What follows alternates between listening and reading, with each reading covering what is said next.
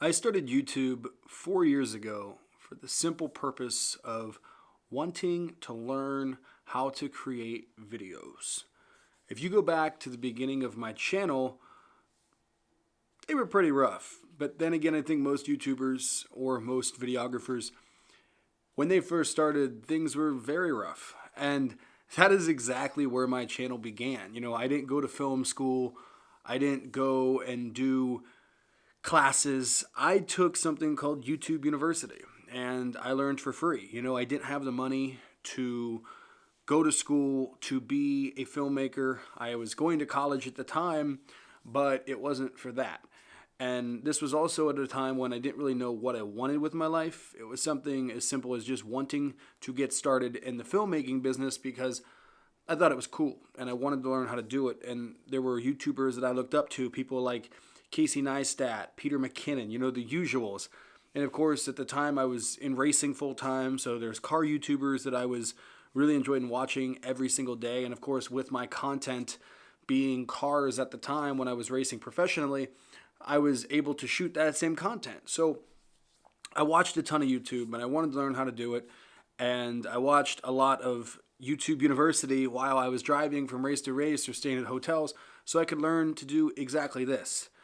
And now fast forward 4 years, after owning my own media business now for 2.5 years, getting freelance contracts and clients, living on my own, under my own ownership of media, to see how far I've come from when I've started until now, it's absolutely insane.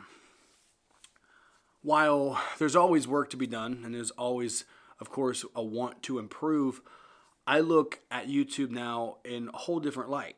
When I first started, it was because I wanted to learn.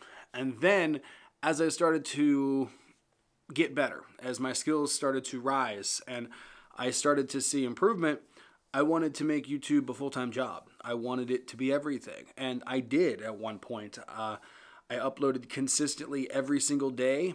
I was doing bi-weekly uploads after that. And of course, with most YouTubers, it never caught on. I spending so much time on the channel, and I don't want to say I got burnt out, but I got frustrated. And of course, I'm human, and when you put so much work into something and you never really get a return, it bites. And that's exactly how I was feeling. I knew what I was capable of, I knew my skills, but for whatever reason, I just could not crack the content algorithm. And once I actually started to get good and I started to gain clients and have less time to make personal stuff, I started creating content more for clients. And of course, with that then allowed less time to make YouTube videos. So at that point, I then took a step back from YouTube and I took a step closer towards, full-time content creation as a freelance videographer.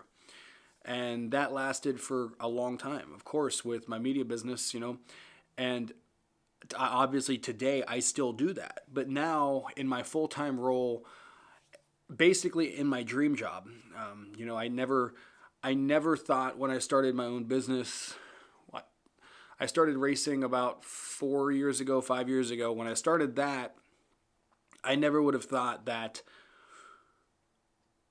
I would never have another job. But that's how it worked. When I started racing, when I started my media business, I never had another job. This was it. And I was working for myself as an entrepreneur, and that's how I liked it. And of course, I had other multiple sources of income, from blogs to podcasts to every now and then we had a couple videos, things like that. But it never, of course, paid the bills. Well, YouTube never paid the bills. So as I was getting more and more freelance, I was getting more money. I was like, okay, I'm just going to take a step back on YouTube.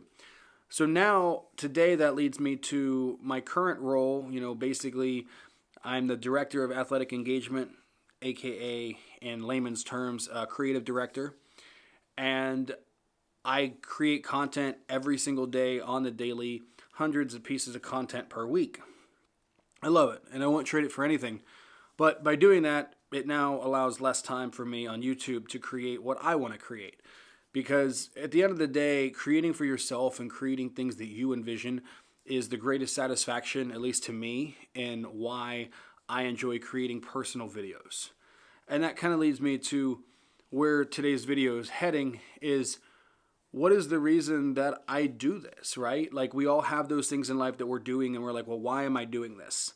And for me, it's changed a lot throughout the years. And as I continue to progress in my skills and they continue to get better and better, I'm noticing my want to create more content for myself again, because I deserve to create great content for myself.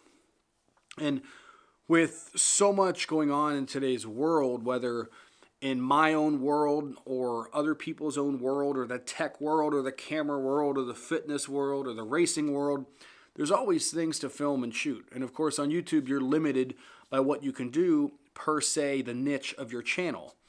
And people can range out and attempt certain things on YouTube, but a lot of times they don't work out because YouTube doesn't want to serve content to your viewers that is not your niche. And I find myself struggling with that a lot because I have a lot of likes and a lot of things that I do on a daily basis. And I'm like, well, maybe I should vlog this or maybe I should do this, but then I don't because I don't want to get lost in the algorithm. And one thing that I can say to myself, and I'm proud of myself for, is I have never truly, okay, that's a lie. Every now and then, very rarely, will I make a video strictly for the algorithm. I like creating content for me. What do I want to create? What do I think my audience wants to see? And I'm not planning on making YouTube a full-time career, at least anytime soon. And I'm also not using it right now as a full-time career. If this was my 40-hour work week job, it'd be a whole different story, but it's not. I've got other obligations. I'm opening now my third business between Z Company Racing, Z Company Media, and now 94 Feet, plus my full-time job. This is not my full-time job, YouTube.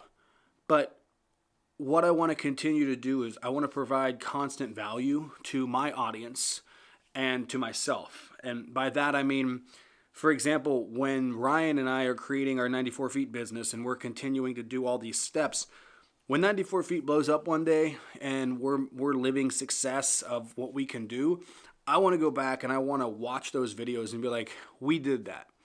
When I go on vacation and I make a vlog of all the things that I did on vacation, I want to look back on that and I want to be like, I did that.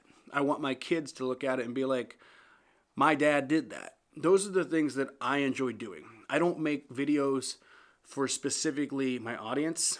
I make videos for my audience as well as myself, and in the balance of entertainment and informative. And I find that a hard niche to get because sometimes people are interested and sometimes they aren't.